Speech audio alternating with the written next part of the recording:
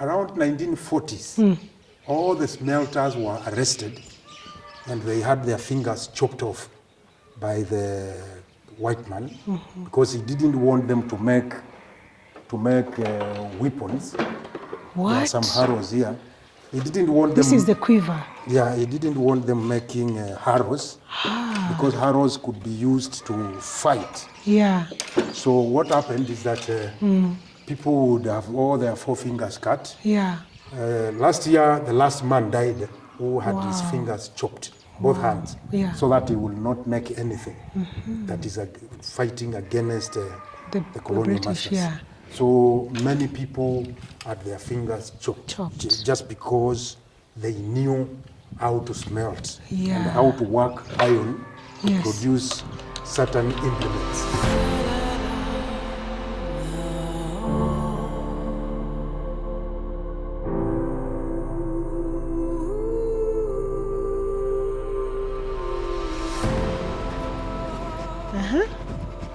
So welcome to our unfinished museum. The museum. This is, we need funding for this, and there is a good reason to fund this museum. If you are very interested in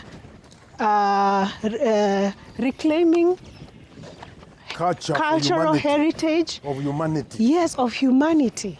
Yeah, it's not only for the Kamba people. Yeah. It's not only for Kenya. No. This is for humanity because we are going to conserve tangible and intangible heritage. Yeah. Now, if you lose that heritage, it will never be found. Where will you ever find it? Yeah. So as you can see, construction is still ongoing. Yeah, and it's in the traditional. Yeah, we have displayed some things here. So let's start with the museum. Yes. The museum is done in the design of a Akamba hut. These huts used to be circular, and this is the center post. We will see the meaning when we get to that hut. Okay. So I have been trying to put up this museum. It's massive, but the little I get from my savings, the little I get from people who come visiting, the little we get from well-wishers, this is where we are now. Yeah. And I believe we are going to finish. Yeah. We will anyway. Yeah. No matter what. Because I have decided it will be completed. It will be done. With or without, because personally, I'm able to save enough. It's only that I have kids in school. Once they are done, I'll put up this thing. Yeah. Yeah, and it will be complete. Yeah. And I think by even next year, once I get the windows done, I will now bring all the artifacts. I have a lot of artifacts. Some are rotting because of space, and some artifacts we will never find any like that. Yes. So you can see some of them here. Gourds were very central in the Kamba society. Yeah. This is a gourd for fetching water. It's called kitete. See. Now this gourd is for milk. So did you, is this ketete, so the women is when they would carry it on their head? Yes, with a rope and everything. That's how they would put it in the head? Yes, and this one is for milk. Why is the difference? What is the difference? Because the gourd for milk was never supposed to leave the homestead.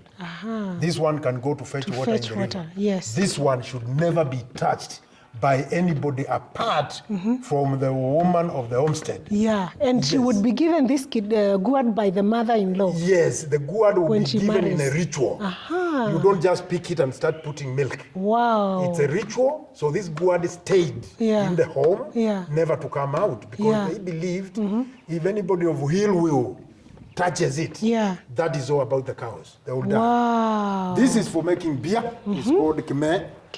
So with kshs, you get the sugarcane juice. Then with the African sausage tree. Yes, we saw it. Then from there, after 3 days, you get your beer.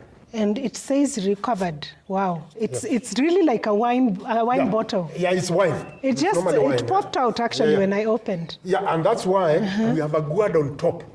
Okay. On top of this building, you'll see it. Now, the problem we are having, bees have settled there. And when we cook, this thing pops out by itself. We've done it 3 times. It pops, poof, and falls down. So we are looking for a way to make this cork to stay there so that the bees live. But I've been searching what sort of science is making it to come out. Wait, I don't understand. This cork is where? At the top? We have a gourd like this. Yes. At the top of this building? Design, yes. I would like to see that. I will film it. But now the problem is this cork can't stay. It's popping out. When you cook where? When we cook the gourd, the cork comes out. Pops out. Yeah, 3 times. What? Now we decided to put a hole so that we regulate the pressure. It's too chemical. So we don't want the hole to be bigger because bees will make a honey. Yes. So we are stuck. We need serious engineering. Maybe we need to ask the ancestors. How did they do it? So this is our utensils.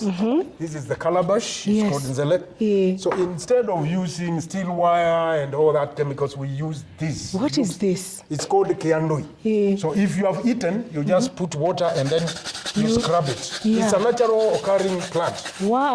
You scrub it like that. Yeah, and it's good. And you are good to go. Wow. And so this is, oh wow, it actually has a brush. Yeah, it's like a toothbrush. It's a brush. Yeah, it's a natural brush. So with that, then you will not be eating residues of wires and chemicals and things. Yeah. So you wash with plain water and scrub it with this. Yeah. So what are the chances of ever swallowing a chemical? Nothing. If you are taking sour milk, you are taking beer, you are cooking with this and scrubbing with this. And and so these are just different plates. Different calabashes. This one is for libation.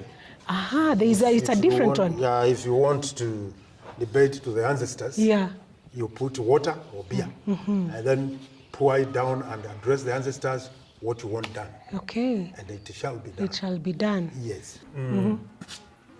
Yes. This is monol. It's a certain type of gourd. It's mainly used for storage and for carrying food on long distances. So normally if the Kamba were long distance traders, and for them to survive the harshness of Savo as they crossed the Taru Desert, they needed food and water. So in this gourd, they would put sorghum, they would put sorghum flour, and they put sour milk, and they dilute with a little water. Now that means 3 sips from this, it would be a thick paste. So you only needed 3 gaps and you are good. Because it has flour, it has sour milk, and it's diluted to the right consistency by water. So you don't need water, you don't need food. So with these guys would walk from Congo all through those countries to Mombasa to sell ivory and skins and other things. And go back. This gourd is also used for storage of grain. We've put this grain here on 22nd of August 2020 when we were opening this center.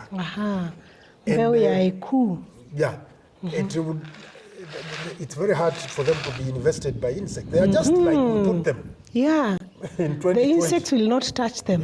So it's 2 years later. Instead of using pesticides, in fact, you normally you close because you're closing with a part of the maize cob. The maize. But here you normally seal with cow dung.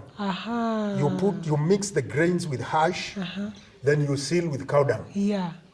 That is it. For 5 years, nothing. You don't need any pesticide. Wow. So I don't know why we abandoned this method. We abandoned it to go and use this to buy. There are people benefiting from this. Of course. So this is the Kamba are known for weaving. Weaving, This is, were you the one who was telling me that the Kamba were named Kambas because of the Kamba they were trading? You know, this is just a story. There are many stories because the other people called them Manguo. Manguo, hiyo inakufanisha nini? They were scantily dressed. Not fully covered. Yes. Because of the heat. Because of the heat, They used to use just a skin in front and behind, and that's it. And that is how they survived the searing heat of the desert. So being scantily dressed is not anything that there is no sin in that. Could say is a sin because they did it, and they did it because of the climate. Yeah, for the environment. Yes. They did it to survive. Yes. So these are stools. These are all male. I'll show you this female one. These are for male, or they are just men. male? For men. Yeah, so these stools were mainly used by elders, the owner of the homestead. Like me now, I can sit on it. Yeah. Yeah, and...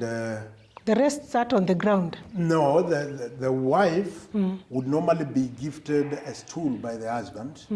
We will see one in the hut there that the women would use. Yeah. And it was bigger than the one for men. Yeah. Because they believed you should feed your wife or take care of her. Big, yeah. So she gets to that size. Yeah. If she doesn't, then you had a lot of explaining to do to the in-laws.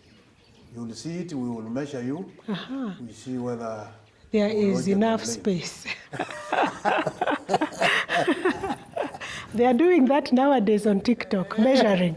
Okay, let me just take let me just take this one because it's going off. When you want us to take a break, just tell us. No, we will finish here. Yes. Then we will break, and maybe you could take the lunch, and then lunch. We go to the hut. Okay. Because the hut has many things. Yeah. There are many stories for the hut that you need to hear. Yes. Okay. Super. Good. So here is our mill for grinding tobacco. Oh no, let's start. Let's finish this. This is the one day. This is in day 2. Yeah, this is the mortar and peso. It's just coming from a tree. Yeah, for pounding maize. Yeah. If you want, there is a famous Kamba dish called mudokoi. Mudokoi, yeah. And so to make mudokoi, you have to crush the maize with this mortar and peso. So you put the maize there, and then you crush it. Yeah, these are made from clay, and they are used for cooking. Was there a specific reason why it was made in this shape? It is for the purposes of dissipating heat and for cooking.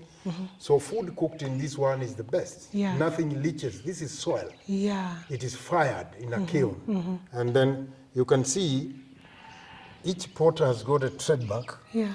If you ask, people will tell you who made it from this sign, because everybody have their own sign.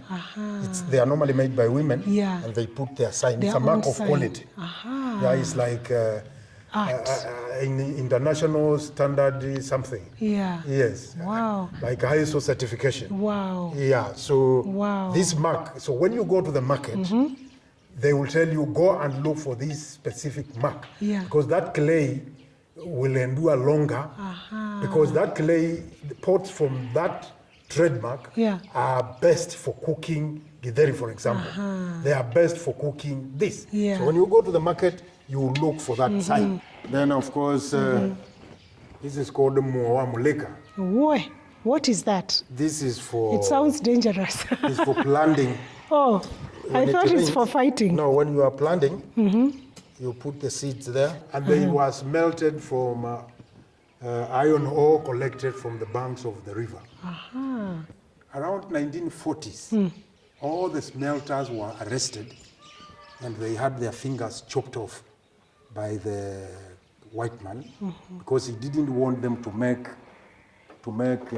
weapons. What? There are some arrows here. He didn't want them... This is the quiver. Yeah, he didn't want them making arrows, because arrows could be used to fight. Yeah. So what happened is that people would have all their 4 fingers cut. Yeah. Last year, the last man died who had his fingers chopped, both hands, so that he will not make anything that is fighting against the colonial masters. Yeah. So many people had their fingers chopped just because they knew how to smelt and how to work iron to produce certain implements. I will also go home and bring you the ones I had in the exhibit at the National Defense College. Yes. Because I had carried even arrow poison.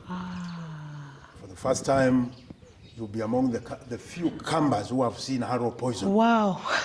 It is highly restricted. Yeah. it is illegal. Yeah. But it is a cultural practice. I have a museum, so I am authorized to have it. Yeah. But it took me a year to get it. Yeah.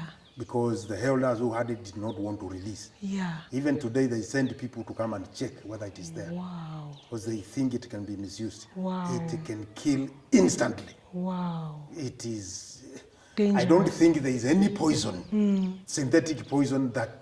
There are many, like radium and other things. These are radioactive elements. But that one, it will knock you off in less than 10 minutes. Wow. You'll be gone. Wow. Yeah, so that is it. That's it.